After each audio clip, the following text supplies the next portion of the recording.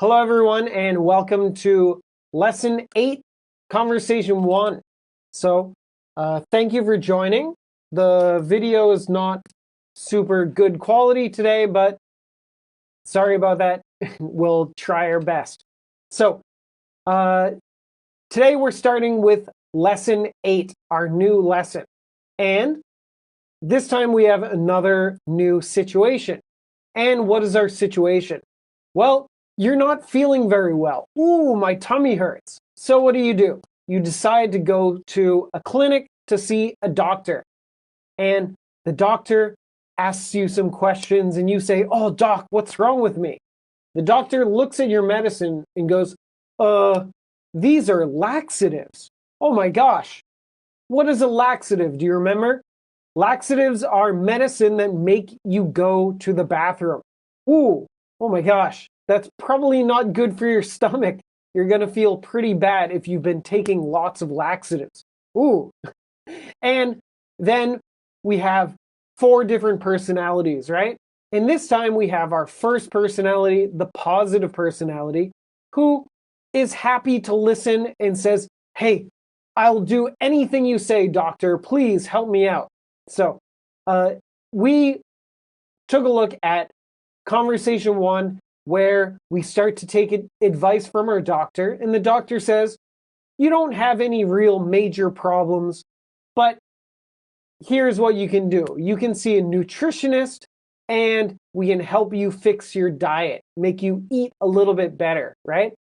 So let's get into it. So today we have Lesson 8, Conversation 1, and we have a few different ideas that we learned about in this lesson. So first up in Lesson 8, Conversation 1, Part 2, we learned about using verb plus ing as the subject of a sentence. So we learned about these phrases and using them like a noun. And then in Part 3, we learned about something called a noun clause. This is a group of words that act like a noun. It's acting like a thing, okay? And then we also took a look at using the words all and every, and using all and every phrases and using them like it's a noun. And then you can use it in different parts of the sentence, okay? So starting off with Lesson 8, Conversation 1, Part 2. Our first sentence is 工作的时候听摇滚乐让我很难专心。Oh, intense, crazy rock music. So in English, I would say listening to rock music at work makes it hard for me to concentrate. Ooh, okay. Hello and thank you for joining. So listening to rock music at work makes it hard for me to concentrate. So we have this phrase that starts with the verb ing. Listening to rock music at work. This whole thing together is our subject. So this whole big idea is our subject. That's what we're talking about. Listening to rock music at work makes it hard for me to concentrate. So the point of this sentence is that first part. We have the verb listen, and then listening becomes the subject of the sentence. Listening to rock music at work, this idea, makes it hard for me to concentrate. So the ending part makes it hard for me to concentrate. We want to use the word makes. Something makes something difficult, okay? It causes something. So we use the word make when we're talking about a cause and effect, okay? And with the word make, if we're talking about generally, we often add the word it. So makes it hard for me to concentrate. So this is a little bit of a tricky in terms of grammar, but this is a common way to do stuff. We do makes it adjective for who to do what. So makes it hard for me to concentrate, okay? You could say this another way too. I saw someone write, makes concentration hard. And that would be okay. So it makes concentration hard. So it causes concentration to be difficult, and that's okay. And like I just said there, hard and difficult mean basically the same thing. You could use hard or difficult, okay? Makes it difficult for me to concentrate, makes it hard for me to concentrate. So makes it hard for me to concentrate versus makes concentration hard. Is one better than the other? Well, they mean the same thing, but in spoken English, it's common to have this kind of pattern. Makes it hard for me to do something, okay? Maybe it's noisy outside. Oh, it makes it hard for me to sleep. Or my friend is talking to me. Oh, he makes it hard for me to study, okay? So this is a very common pattern. Makes it hard for someone to do something, okay? Another way that a few people wrote this is the opposite. So makes it hard for me to concentrate is focusing on it being difficult to concentrate. You could flip it around and do what a few people said and say, listening to rock music at work can distract me. And that's totally fine. So distract is when you lose concentration, right? You can't concentrate, so you are distracted. So listening to rock music can distract me. Or you could say, can make me distracted. That would be okay too. So anyone who uses distracted, that was okay, but it's kind of the opposite feeling. And then our second sentence is 放个长假可以帮助你放松身心灵. So taking a long vacation can help you rest your body, mind, and spirit. Ooh, that sounds pretty nice, right? Just breathe and relax. So, taking a long vacation can help you rest your body, mind, and spirit. So there are many ways to write this. A lot of you wrote this in a few different ways. So, for vacation, we often use the verb take. I take vacation. You could use the word have, but using take with vacation is more common. So, taking a long vacation. This is our subject. We have verb ing, taking, and then taking a long vacation. This phrase is our subject. This action can do something. Taking a long vacation can help you rest your body, mind, and spirit. So with vacation, we usually use taking, and so you could say having a long vacation, but it's more common to say taking a long vacation. And then I use the phrase can help. So we're talking about in general, I think it can help. It's possible. I don't know for sure, but it's possible. Taking a long vacation can help you rest. A few people used other forms of the verb help. I saw someone use will help. Taking a long vacation will help you. So that is being more specific. You're talking to a person and predicting what will happen. Say, hey, this will help you, okay? And then I used can help because it's possible. I did say people use just helps. Taking a long vacation helps you rest. And that's if you are pretty sure it's true. Can help is saying maybe, but if you say this helps, you're saying that's true. So using present simple tense is used when it's a general truth, okay? So taking a long vacation helps you rest your body, mind, and spirit. And I used body, mind, and spirit because this is a phrase we'll use later in lesson 8. Body, mind, and spirit. So your body, of course, is just your body. Your mind is your head. Your spirit is like your soul. Ooh. So your energy. It's something that you can't really see or touch. It's just this feeling, okay? So you could say body, mind, and spirit. You could also just leave out the spirit part and say body and mind. Or you could say body and soul. So your soul and your spirit, it's basically the same idea, okay? And then I also saw someone say, feel chilled out. Taking a long vacation can help you feel chilled out. And that's okay too. That's a little more casual English. So feeling chilled out is pretty casual English. And that's totally fine. But if you use rest your body, mind, and spirit, it sounds like you're a little more official, maybe in an advertisement, maybe you're trying to convince someone. So you want to use fancier language, okay? Next up was a little bit tricky, but I saw a few people with some awesome answers.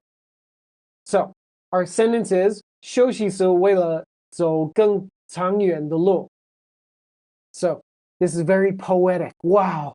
This might be written in a card or on a wall or on a painting or something. So this is trying to be poetic, right?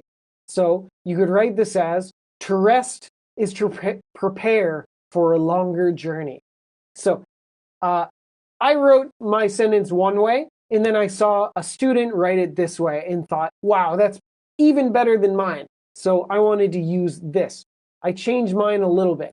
So to rest is to prepare for a longer journey. Here, it's poetic, so we can use to rest as the subject.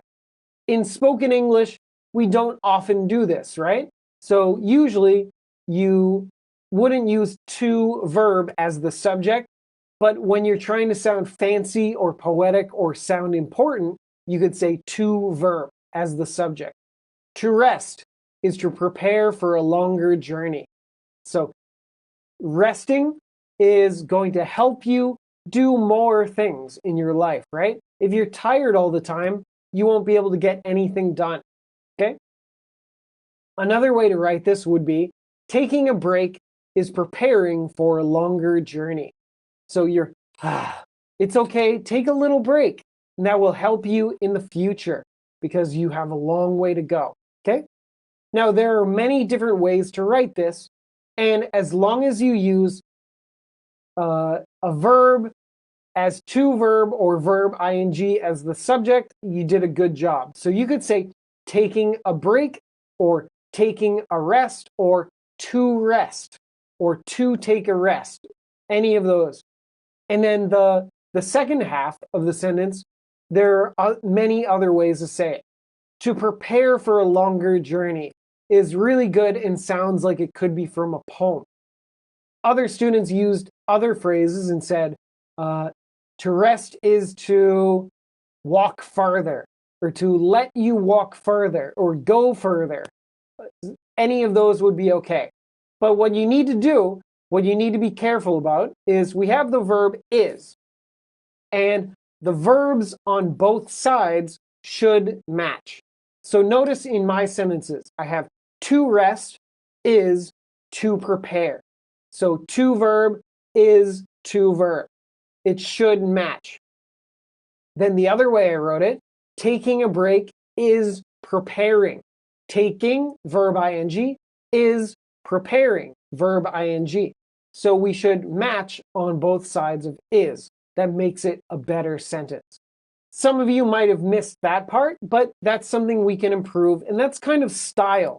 That's not really right or wrong. It just makes it better writing if you have the verbs match on both sides, okay? So let's move on to our next one.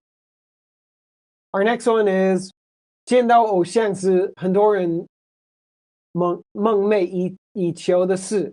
So in English, I would write this as, seeing an idol is a dream for many people. Seeing an idol is a dream for many people. So in Chinese, 偶像, you can say this as idol. And that's the most accurate translation. But in the United States, we don't use the word idol very often. So people might not know what you mean if you say idol right away. So I wrote it another way. I said, seeing their favorite celebrity is a dream for a lot of people. So an idol is more of an Asian idea. It's very popular in Taiwan and Japan and Korea. There's an idol. But in America, we don't use that word very often. We often use celebrity. Celebrity means a famous person. Celebrity is anyone who's famous. And then you could be more specific. You could say, oh, a famous actor or a famous singer.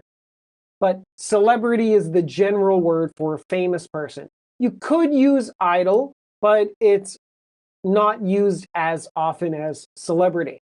And so, seeing an idol, this idea, this verb ing phrase is our subject. Seeing an idol is what? Seeing an idol is a dream for many people, okay? And so we're just seeing that person, seeing their favorite celebrity. This idea together is the subject. Seeing their favorite celebrity is a dream for a lot of people, okay? First up, I use the word seeing because maybe you just see that idol or see your favorite celebrity. Some people use the word meeting. Meeting is a little bit better than just seeing them. So the meaning is a bit different if you say meeting. Meeting would mean you get to speak to that person. Oh, I met my favorite idol. I shook their hand and said, hello, I love you. So seeing an idol, meeting an idol, meeting is even better, okay?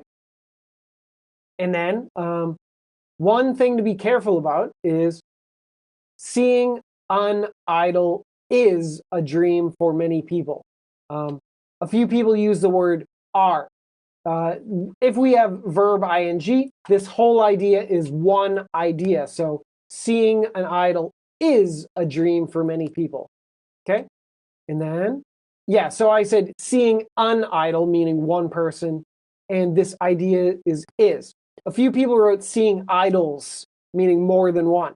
Seeing idols, and we still use the verb is. Seeing idols is a dream for many people. Why is that? Idols has an S. Why is it is? Shouldn't it be are? Well, no, but seeing idols is one idea. So seeing idols is a dream, okay? So you could say seeing an idol, seeing idols, seeing their idol, seeing their favorite idol, or seeing their favorite celebrity. All of these would be different ways to say the same idea. So an idol is that famous person that people love. In America, we might just say favorite celebrity instead of the word idol.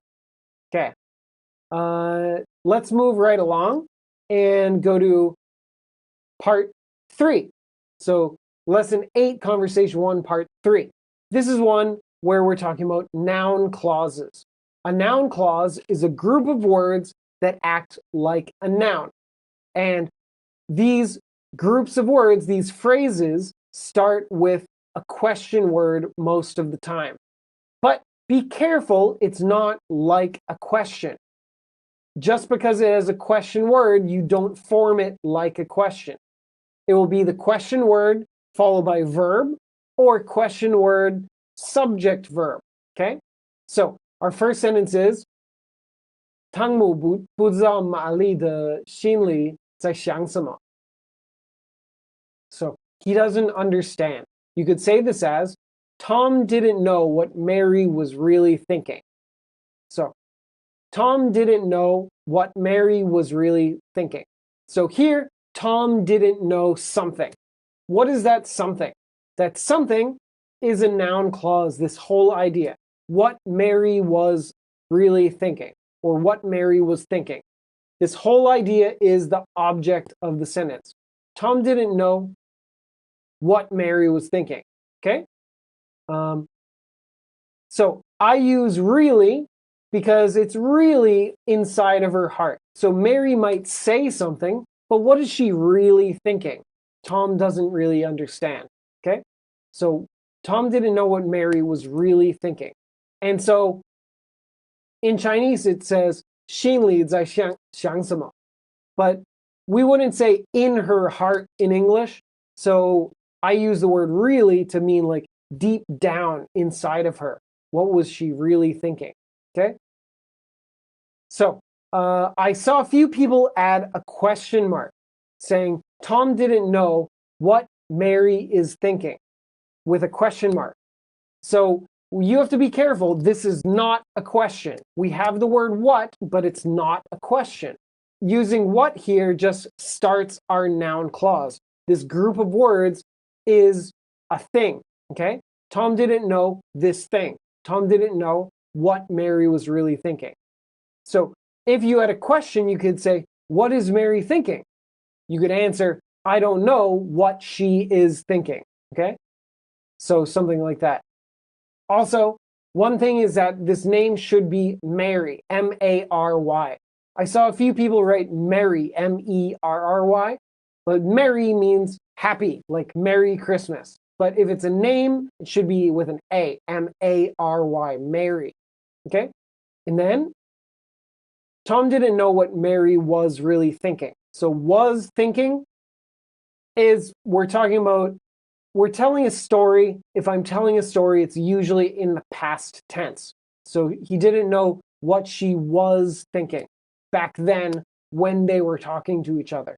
I'm telling you later. So if it's a story I'm telling later, what happened already. We use past tense, okay? I have a question from Jean saying, can I say in her mind? Tom didn't know what Mary was really thinking in her mind.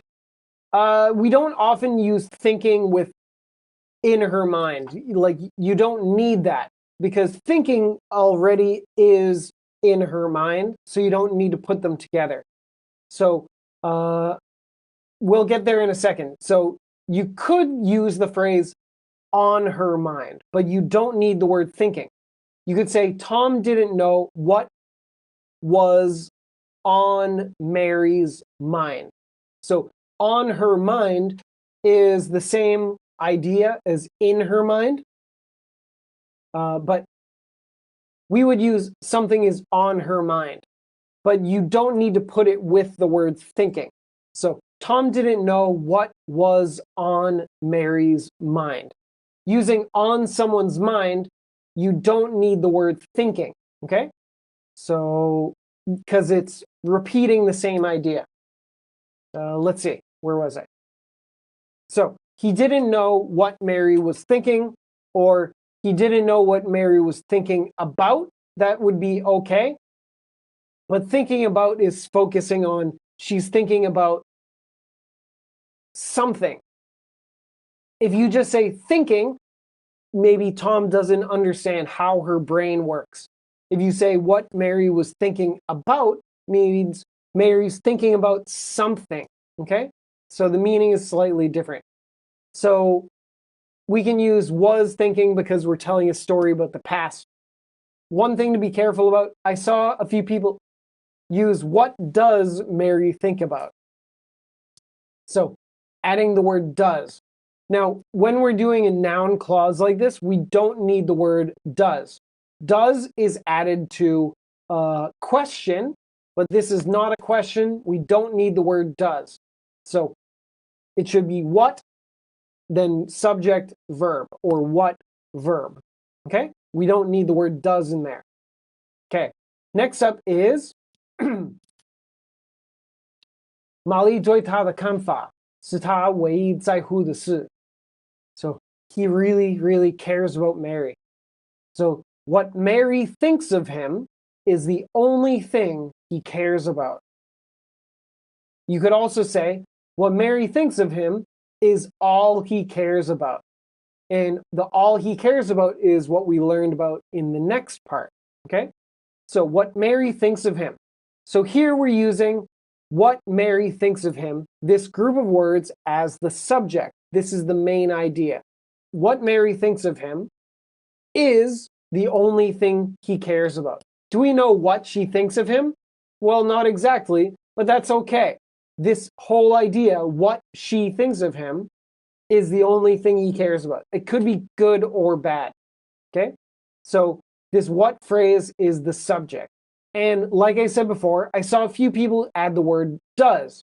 What does Mary think of him is the only thing, blah, blah, blah. But you don't need the word does. Does makes it a question. The question would be, what does Mary think of him? That's a question. But if we're doing this as the subject, we don't want the word does. We just have what, subject, verb. What Mary thinks of him is the only thing he cares about. Okay? I saw a few people say, is the only thing he cares. But when we use the word cares, we usually put it with about. So, is the only thing he cares about. Okay? So, remember to use the word about there. Okay? And then the only thing he cares about and all he cares about is the same meaning. We learn this in the next section. If you use the word all before a subject verb, sometimes the word all can mean the only thing. So all he cares about means the only thing he cares about. So both of those are okay and mean the same thing. Okay. Next up is 他想让玛丽知道他有多喜欢她. So he wants Mary to know how much he loves her. So this one was a little bit tricky because in our lesson, we didn't talk about how much at all. Did we use how much? I can't remember. We talked about the question words. You can use who, what, where, when, why. We also learned that you could use how, but I don't know if we talked about how much. But how much is a question word, so we can use this as a noun clause. So he wants Mary to know how much he loves her. So how much he loves her is a noun clause. This group of words works together as one idea. Okay? So if you just use the word how, it sounds a little bit funny. He wants Mary to know how he loves her. But when we're talking about love, we usually use the idea of how much. How means what way. He wants Mary to know how he loves her. That means like in what way he loves her. Maybe, I don't know. It sounds a little bit funny. He's describing the way he loves her. But usually we talk about how much someone loves someone else. Okay? So, the first part, he wants Mary to know. So, in Chinese, you have the word let. You have 让. But in English, we don't need to have that because you can just say he wants Mary to know. You could say it longer. You could say he wants to let Mary know. And that would be okay, but we can simplify it and take away to let. Because if you don't need words, usually we leave them out. He wants to let Mary know. He wants Mary to know. It means the same thing. Okay? And then he wants Mary to know how much he loves her. A few people wrote likes, and that's totally fine, how much he likes her. And it just depends how strong you think his feelings are. So, 喜欢 could be loves or likes, depending on what we're talking about. And so, it seems like Tom, maybe he loves Mary. Ooh. Okay. Next. Our next sentence. 不管玛丽有没有男朋友，都不能消息她的热情. In English, I would say this as, whether or not Mary has a boyfriend can't extinguish his love.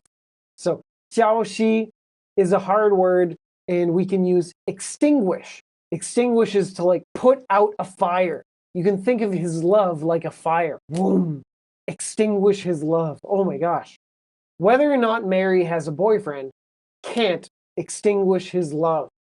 You could also say, using it the way we've learned before, using whether or not, like if, whether or not Mary has a boyfriend, nothing can extinguish his love. So, following what we've learned in this lesson, you can use whether or not Mary has a boyfriend as the subject. Whether or not Mary has a boyfriend, this idea can't extinguish his love. So this idea can't make him go away. Okay? So we can use that group of words as a subject and say, this can't extinguish his love. And so you could say whether or not as this question word that starts this noun clause. And I use the verb can't because it cannot. It's impossible. It's not going to happen. And then I saw someone use doesn't. but we don't want to use doesn't because we're not sure if it's true or not, because doesn't is if you know something. But if we're not sure, we can use can't because there's a chance, okay? And then check your spelling on weather. The word weather here is W-H-E-T-H-E-R, meaning similar to if, okay? The part at the end, can't extinguish his love. So this is pretty poetic. This is not a very common phrase, but you can think of love like fire and energy. And so something might extinguish someone's love or extinguish the flames of love. Love is a fire. You extinguish it, you put it out. Oh, that's terrible. So people wrote this in a few different ways. Some of them were a little bit too creative, but they're kind of fun.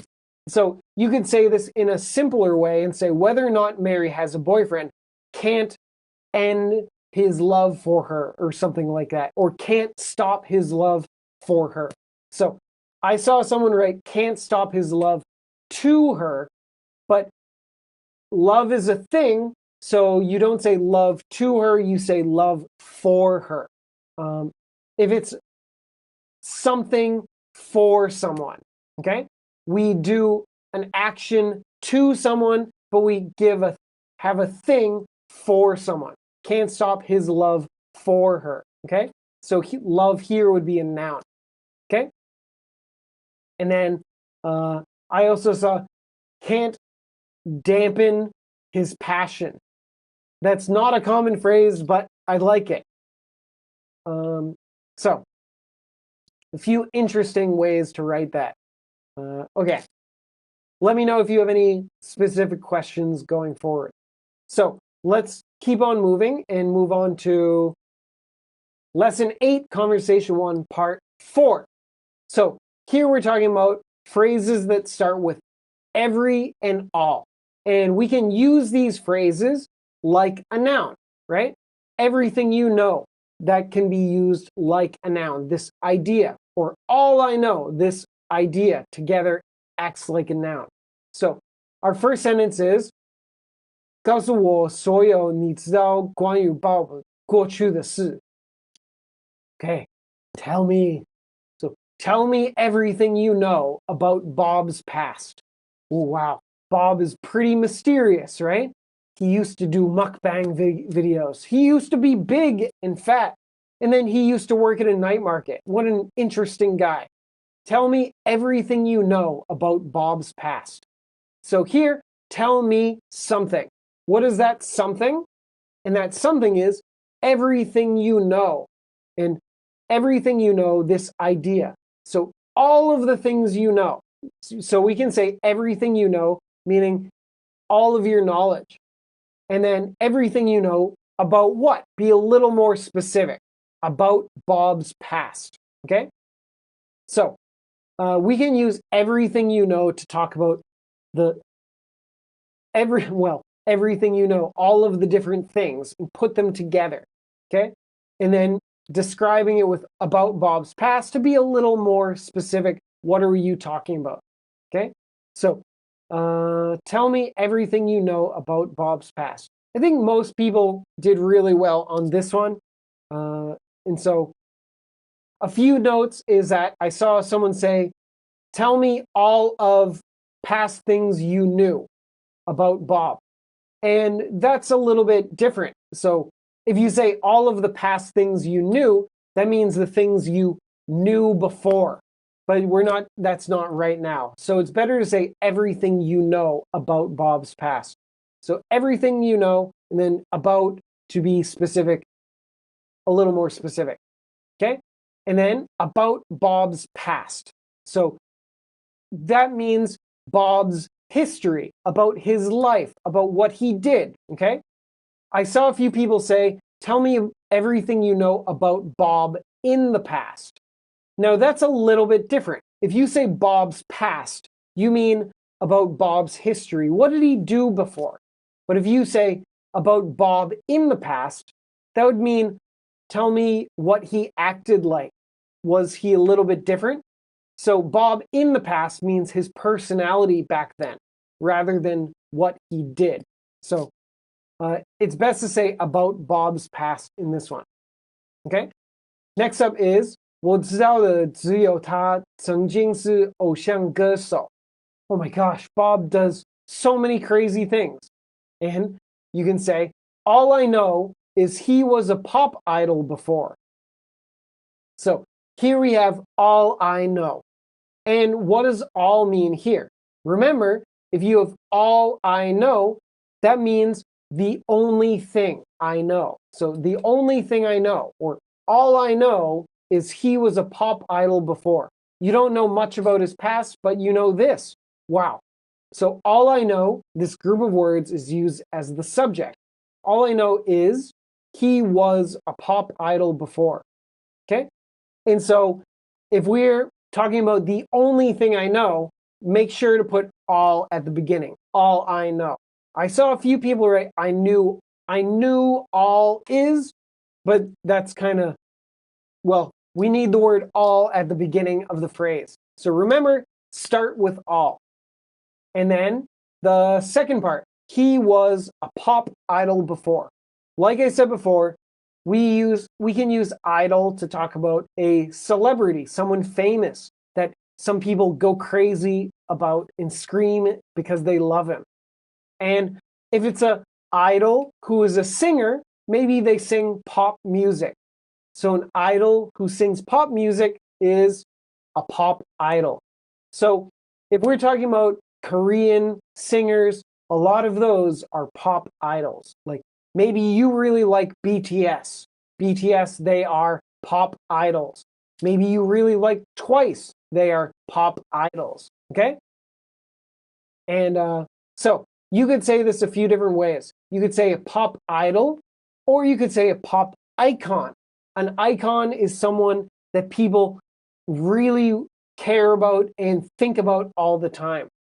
Okay? And then some of you changed this around and said idol singer, iconic singer, or singer idol. But we don't usually put those together. So you could just use idol by itself. But if you want to talk about a music idol, you'd say pop idol. Okay? And there was actually a TV show in England for a while called Pop Idol. There was a show called American Idol. Then there was a British show called Pop Idol, where they chose people to become singers and help them become famous. Okay? So Bob used to be famous, amazing. And then our next sentence is,每当他办粉丝见面会，所有的位置都坐满. So Bob was really popular. Every time he had a fan meet and greet, all the seats were full. Wow, Bob, you're amazing. So another way to say this would be, every time he had a fan meeting, all of the seats were full. So Bob was really popular. Pause. I have a question. Can I use used to be instead of was? All I know is he was a pop idol before. Yes, you can use used to in this sentence, and it is the same meaning. We're talking about the past, and it's not true anymore, so you can definitely use used to. All I know is he used to be a pop idol. That's totally fine. Or you could say, all I know is he used to be a singer. So something like that. But using the word idol, again, focuses on that he was famous. Okay? So yeah, good. Used to is used to talk about the past that's not true anymore. Okay, so go back forward. Every time he had a fan meet and greet, all the seats were full. So every time is talking about each time, all of the time, right? And so we use every to mean one by one, every time. And then every time he had a fan meet and greet. A meet and greet is what you can call an event where you meet a celebrity and they greet you. Maybe you don't get to talk to them very much, but they meet you and say, hello, nice to meet you. a meet and greet. So you meet them, they greet you.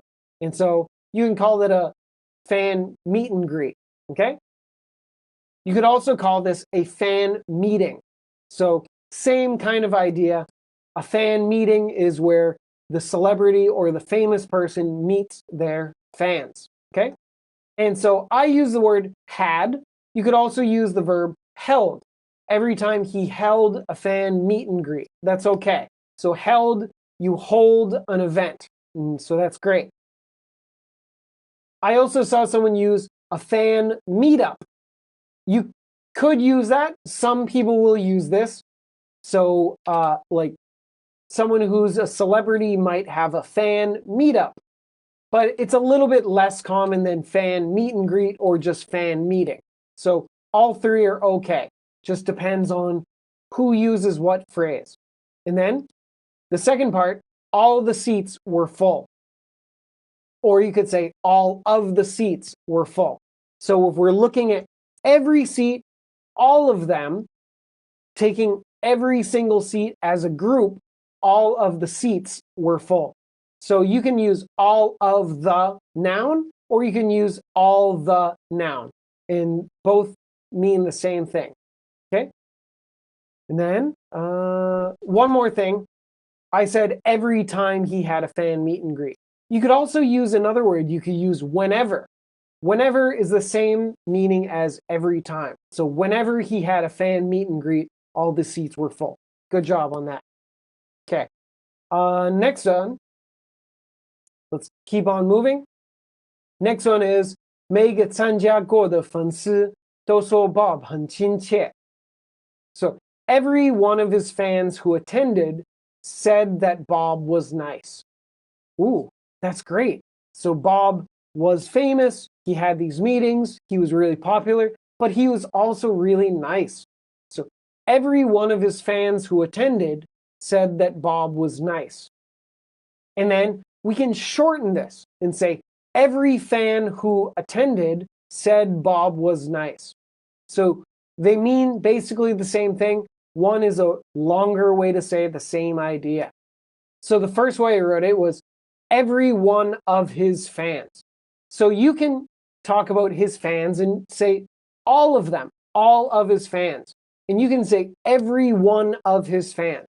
And we use every because we're thinking one by one by one by one. So every one of his fans. And this means the same thing as every fan.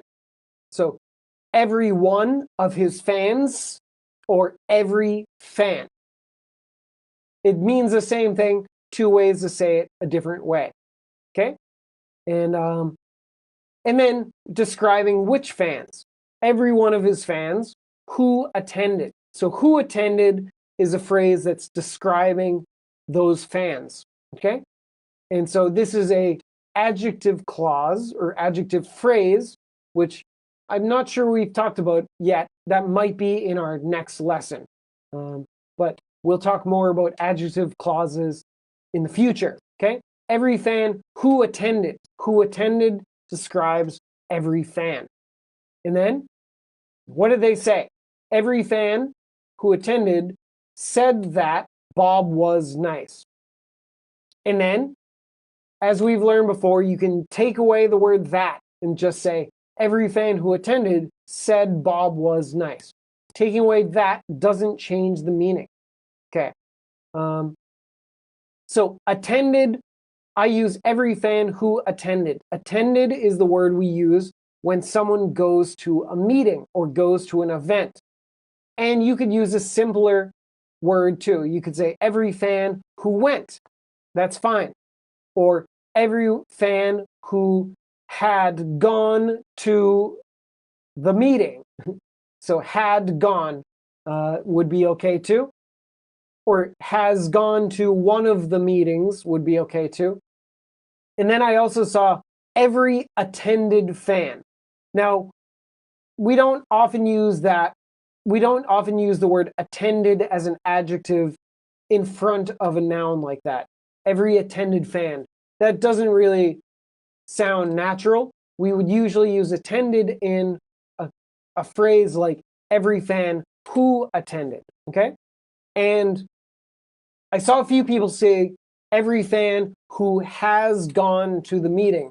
Has gone, that would have to be had gone because it was in the past. It already happened. So every fan who had gone to one of the meetings said Bob was nice because it's in the past and then talking about before that in the past. So past perfect tense. Yeah, had gone. Okay, so that's tricky. And last but not least, every fan who attended said Bob was nice. Nice is the most common word for this. You could use another one. I saw people use friendly, people use kind. All of them mean the same thing. But I think nice is the most common of the three. Okay? So next up, we have our dialogue, where we talk to our doctor, and the doctor gives you some advice, and you're feeling positive, you're feeling good, and so you're ready to listen, ready to take advice, and get help from the doctor. You're feeling good. And the doctor says, we need to fix your diet, meaning what you eat. It doesn't mean that you have to eat less. Sometimes a diet could mean you're trying to lose weight, but diet can just mean what you eat. And so the doctor says, we need to fix your diet. We need to get you on the Mediterranean diet. The Mediterranean diet is what many doctors say is really, really healthy. You're eating food like people in the Mediterranean. Lots of healthy foods and some fish, some vegetables, some grains, but not a ton of beef, not a ton of meat, and not a ton of sugars and fats and stuff like that, but healthy fats, so good stuff. And then you say, oh, should I try a fad diet? A fad diet is something that's popular now. Sometimes they can be really dangerous. So you got to be careful if it's a new diet that's popular now, okay? So if you're out there trying to be healthy, be careful who you listen to. Some people on the internet give terrible advice. Sometimes it's good to listen to your doctor or listen to your nutritionist, okay? So we have Lesson 8, Conversation 1, Part 5, where we're looking at our dialogue, and then we have 3 sentences as our homework. Our first one is, Kyle 说他想要过极简风生活. So, keep it simple. Keep it simple, stupid, is what my math teacher used to always tell people. KISS. Keep it simple, stupid. Okay, keep it simple. Maybe life will be better if it's simple. So, in English, I would say, Kyle says that he wants to lead a minimalist life. So Kyle says that he wants to lead a minimalist life or lead a minimalist lifestyle. Both would be okay. So everyone did a great job on this one. Not many big problems. So a couple notes. Kyle says with an S, present tense. So if you write it with present tense says, that means it's a general truth. And maybe Kyle says it again and again and again. And he keeps saying it because it's generally true about his life. Kyle says he wants to lead a minimalist life. And so he's saying it again and again, and it's true. You could write this in past tense. You could say, Kyle said that. That would mean Kyle said it one time. I heard it, and I'm telling you now. So both are okay. You could use present or past, depending on what you mean, okay? And then Kyle says, or Kyle said that he wants to lead a minimalist life. So wants should be in the present tense. So he wants to. And why is it present tense? Well, because it's true. It's what he wants. And it stays true. It doesn't change. A few people wrote, he wanted to. So if you use wanted to, that's in the past tense. That means now he doesn't care about it anymore. Wanted means back then it was true, but now not anymore. So it's better to use present tense here. He wants to. And then we learned about lead what kind of life. So lead a minimalist life, okay? Or lead a minimalist lifestyle. Lifestyle meaning the way you live your life, okay? And then I also saw a few people use simple life or a super simple life. And those are totally fine. They fit the situation to explain how Kyle wants to live his life. But there's actually this idea of minimalism. Being minimalist means you don't want a lot of stuff. You just want to keep it simple. Maybe you only have a few changes of clothes, only one pair of shoes. Keep it simple. So minimalist life or minimalist lifestyle is kind of a trend. There are many people out there trying to do this. Honestly, I don't really want to live that kind of life. I think it's good, but for me, I like collecting things a little too much. I like my silly little things. If I was a minimalist, I would have to throw him away. Oh no. Okay. So Kyle says he wants to lead a minimalist life. Our second sentence is 他的客厅需要的只有一张摇椅. So you could say this as all he needs in his living room is a rocking chair. A rocking chair is a chair that rocks. Rock is a verb that means wobble or move back and forth. All he needs in his room is a rocking chair. So a rocking chair is that kind of chair that can move back and forth.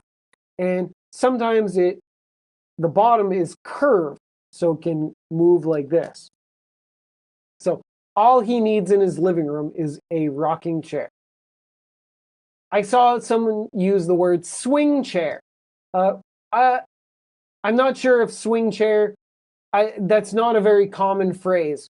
If you say a swing means like two ropes from the ceiling and a piece of wood. Two ropes and a piece of wood, and it swings. So you could have a swing in your house, but it's not very common. I did see on TV someone had a swing in their house, and that was kind of cool, but it's not very common. And also, we wouldn't call it a swing chair. That would just be a swing. So in this sentence, we use rocking chair. Okay? And the first part is all he needs in his living room. So we have this phrase, all he needs, and that means here we have all. What does all mean in this situation? All means the only thing. The only thing he needs, or all he needs in his living room. So everything's gone. There's just this one thing. All he needs in his living room, this idea, is a rocking chair. Okay? So all he needs in his living room. You could also say all he needs for his living room. Both are okay. And we want to use his because you're talking about Kyle. So all he needs in his living room. I saw a few people say in the living room, but the living room is talking about where you are now. Oh, in the living room, meaning the living room of the house you're in right now. But we're talking about Kyle's house, so you'd say in his living room, okay? So I said all he needs. You could always keep this simple and say he only needs a rocking chair in his living room, okay? But you don't need to have both. So you could use all he needs or he only needs. But you don't need all and only in the same sentence because it means the same thing. So I saw someone say all he needs in the living room is only a rocking chair. You don't need the word only because we already have the idea in there. All he needs already tells us only, okay? And then you hear this about Kyle, and this is what you say. You say, 我说，那很简单啊，你需要做的就是把沙发和电视送给我咯。Woohoo! So it's going to be easy for Kyle to only have a rocking chair because I said, that's easy. All you need to do is give me your couch and TV. Whew. Do you think Kyle will just give away his stuff like that? I don't know, maybe.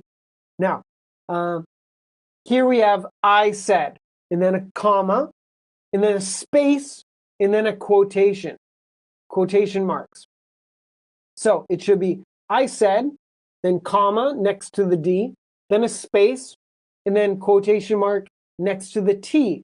So the quotation mark needs to be touching the next word. So that's easy. There's quotation mark is touching the letter T.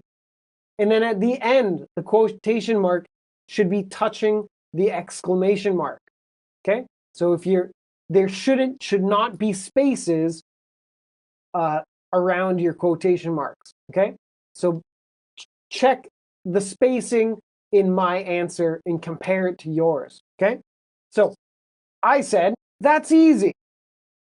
So that's easy is something you could exclaim, you could shout and say, hey, that's easy. Another way to say it is, it's really simple, or that's simple.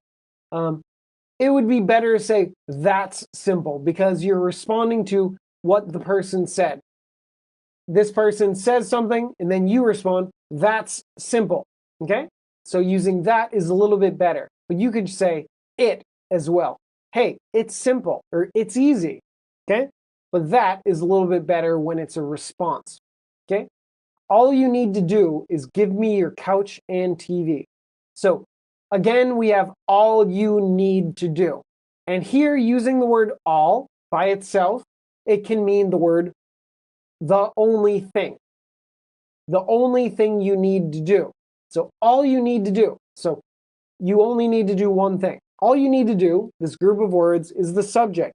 Is, and then we have what they should do. Give me your couch and TV. So we've talked about couch and sofa before. Couch and sofa, there might be slight differences in the definition, but generally they mean the same thing. And the word couch is more common than sofa in America. So in Chinese, we use shafa, and translating it to English, you might use sofa, but in America, people use the word couch more often. So give me your couch and TV. And then I saw someone use the word send. Send me your couch and TV. But that would be a little bit difficult. Send sounds like you put it in the mail. But a couch and a TV, those are really big. Okay? So give is better. And maybe you need to use a truck or a car to move it. So send sounds a little bit tricky. Okay? So give me your couch and TV. I did see somebody, I think you know who it is, wrote, give me your couch and sofa. Maybe that could be true. Maybe they have a couch and a sofa, but here we want couch and TV.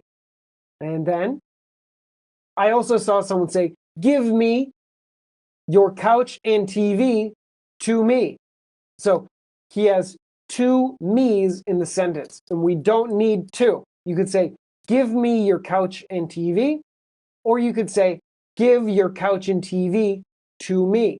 You could say, give me or give something to me, okay? But we don't want two me's in the same sentence.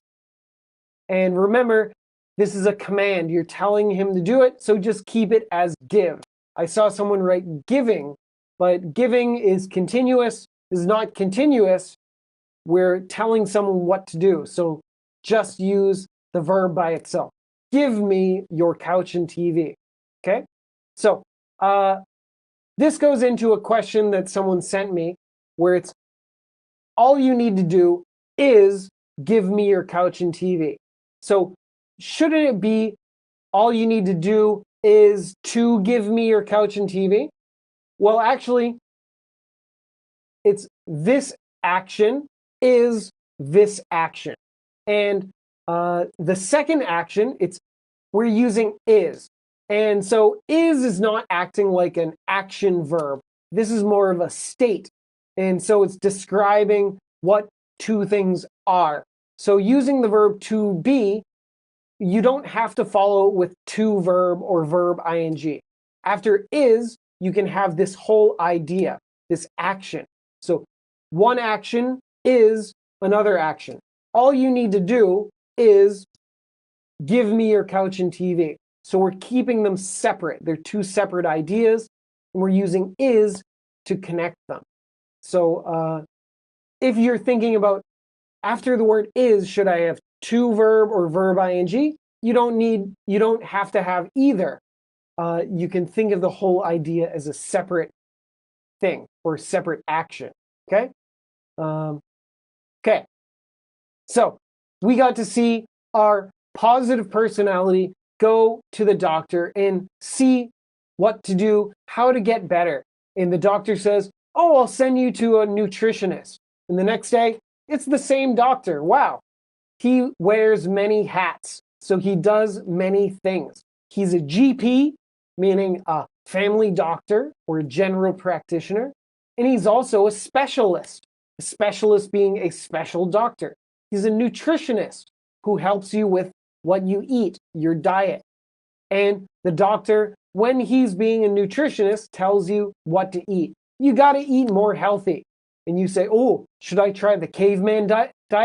Ooga booga. He says, no, no, no.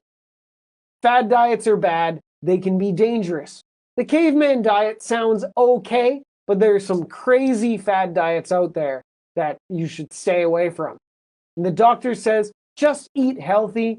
Don't eat too much meat. Eat more vegetables. Avoid simple sugar. And you say, okay, I'll go have a salad with fried chicken and bacon and cheese and ranch dressing on top. Is that a healthy salad? Be careful. Just because you're eating salad doesn't mean it's healthy. So I had an aunt who was trying to be more healthy, and she said, I'm going to eat only salad for the next month. And she thought she was going to be really healthy. So she would get a big salad and put a big, big, big amount of creamy ranch dressing on the salad and go, nom, nom, nom. Oh my gosh, creamy ranch is not very healthy. So even if you have a salad, you got to be careful what's in the salad. So here in this dialogue, we saw the positive personality who's happy to take advice. In our next lesson, we'll look at the negative personality who does not want to take advice. No, I'm done with you, doctor. Get out of my face. I'm going to figure it out by myself. I'll learn from the internet. And then we learn some strange old ways of staying healthy, some old wives' tales. So some home remedies that maybe they work, maybe they don't, but you should listen to your doctor, not the internet. So I think we're going to wrap up here today. So we had some lessons about learning about, what do? We did verb ing as the subject. We did noun clauses and how we can use those as the subject sometimes. And then we used every and all phrases in acting like a noun or as a part of a sentence. And then we had our dialogue. So lots of good stuff in this lesson. And next time we're going to be learning about that negative personality. So let's wrap up here. I'll stick around for a few more minutes. Anyone who is still around, send a message to Kyle Moai. If you are interested in chatting with me for a few minutes, I'll stick around. Send me a message and we can chat one-on-one for a few minutes. And those of you who don't, thank you for joining today. I appreciate it. I hope you had a nice rest. Hopefully you didn't miss me too much. I missed you guys. It's fun doing these things. So I'll see you next week where we look at conversation 2 in lesson 8. Okay? So get out there. I hope you already had dinner. Eat something healthy. And I'll see you next week. So thank you, everybody. Have a good night.